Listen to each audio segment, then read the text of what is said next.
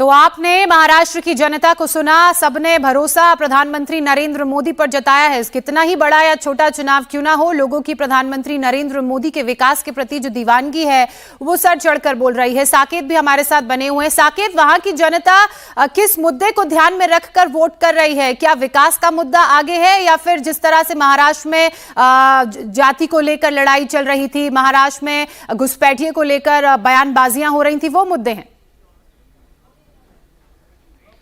देखिए जोशना, पिछले कुछ दिनों में जब हम इलेक्शन कवर कर रहे थे तो कई ऐसे मुद्दे आए जो पॉलिटिकल पार्टीज ने उठाए। पॉलिटिकल पार्टीज के मुद्दे भले ही जाति, धर्म और भाषा का रहा हो, लेकिन यहाँ पर जब लोग वोट कर रहे हैं तो सबका एक साथ यही कहना है कि वो विकास के मुद्दे पर और अपने क्षेत्रीय समीकरण को ध्यान में रखते हैं। अब चूंकि ये बीएमसी का इलेक्शन है, ये उनका अपना इलेक्शन है, यहाँ का जो नगर सेवक बनेगा वो उनके बीच का अपना व्यक्ति होता है। तो ऐसे में वो ये चाहते हैं कि जब किसी ऐसे व्यक्ति को चुनकर लाया जाए जो उनके आम मुद्दों पर बात करे तो वो सबसे बेहतरीन बात होती है। और इसलिए यहाँ पर जो भी वोटिंग के लिए पहुंच रहा है उसका यही कहना है कि कैंडिडेट जो भी हो वो अपना काम ठीक तरीके से करे। वो सुख दुख में, एक तरीके से अगर आप देखें तो जो एमपी एमएलए के इलेक्शन होते हैं वो अलग होते हैं, वो रिप्रेजेंटेटिव्स होते हैं, लेकिन यहाँ आपकी बात को ऊपर तक पहुंचाना, हर सुख दुख की घड़ी में अपने लोगों के साथ जुड़ना, ये नगर सेवक का काम होता है। और इसीलिए आज जितने भी मुंबई के 227 वार्ड पर जो चुनाव हो रहे हैं वो इसी को लेकर हैं। और इसमें आपको जानकर हैरानी होगी कि 1700 से ज्यादा उम्मीदवार हैं। तो ऐसे में इन उम्मीदवारों की किस्मत भी इस पर टिकी हुई है, क्योंकि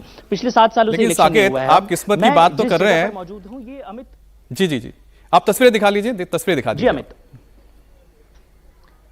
बिल्कुल अमित, ये बैंड्रा इलाका है। बैंड्रा की अगर बात की जाए तो यहाँ पर हर क्षेत्र के अलग अलग मुद्दे होते हैं। यहाँ देखिए कि वोटिंग परसेंटेज अमूमन कम देखा जाता है, लेकिन लोग धीरे धीरे आ रहे हैं, वोट कर रहे हैं, और खास तौर पे जो सीनियर सिटीजन्स हैं वो सबसे ज्यादा हमें यहाँ पर देखने को मिल रहे हैं, क्योंकि विकास के मुद्दे पर सबसे ज्यादा वही बात। लेकिन साकिब, जैसा आपने बताया, लोगों के अंदर ये बात तो होगी कि हमें क्या चाहिए, अब उसके हिसाब से हम वोट करेंगे, लेकिन आंकड़े बहुत मायने रखते हैं चुनाव में।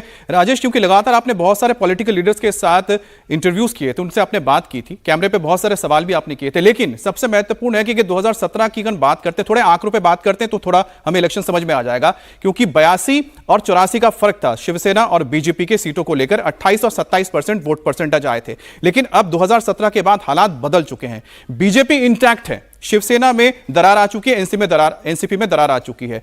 मनसे की अगर बात की जाए तो उनके पास भी करीब 8% ही वोट आए थे। लिहाज से अगर देखा जाए बीजेपी के, तो बीजेपी को यहां पर क्या फायदा होता नजर आ रहा है कि अपने 27% के साथ वो कितना और परसेंटेज ऐड कर पाएगी, क्योंकि उसका एडिशन ज्यादा मायने रखता है।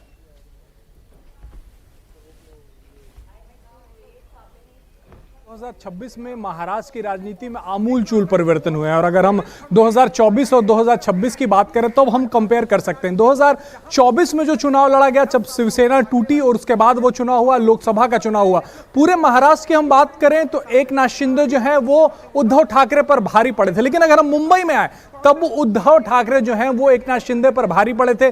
3 सांसद उद्धव ठाकरे के यहां से चुने गए थे, यानी कि 9 सांसदों में से 3 सांसद जो हैं वो यहीं से चुने गए थे, मुंबई से चुने गए थे। और अगर हम विधानसभा की बात करें तब भी उद्धव ठाकरे के पूरे महाराष्ट्र में 20 विधायक हैं, 10 विधायक उनके सिर्फ मुंबई से हैं, यानी कि मुंबई में की राजनीति में उद्धव ठाकरे दखल रखते हैं। और इस बार उन्हें साथ मिला है एमएनएस के मुखिया, एमएनएस पार्टी का भी साथ मिला, राज ठाकरे का भी साथ मिला है, तो थोड़ी मजबूती आई है। लेकिन अगर हम भारतीय जनता पार्टी की तरफ देखें तो 15 विधायक मुंबई से भारतीय जनता पार्टी के हैं। और पिछली बार जब चुनाव हुआ था, यानी कि 2017 में जब दोनों अलग अलग लड़े थे, जब शिवसेना इंटैक्ट थी, भारतीय जनता पार्टी उनके सामने खड़ी थी, तो बराबर की सीटें भारतीय जनता पार्टी लेके आई थी। अब पिछले तब से लेके आज तक भारतीय जनता पार्टी कई सालों तक सरकार में रही, हालांकि 2.5 साल नहीं रही थी, लेकिन पिछले 2024 से लेकर अब तक सरकार में रही। और देवेंद्र फडणवीस के पास बताने के लिए बहुत कुछ है, दिखाने के लिए बहुत कुछ है। मुंबई में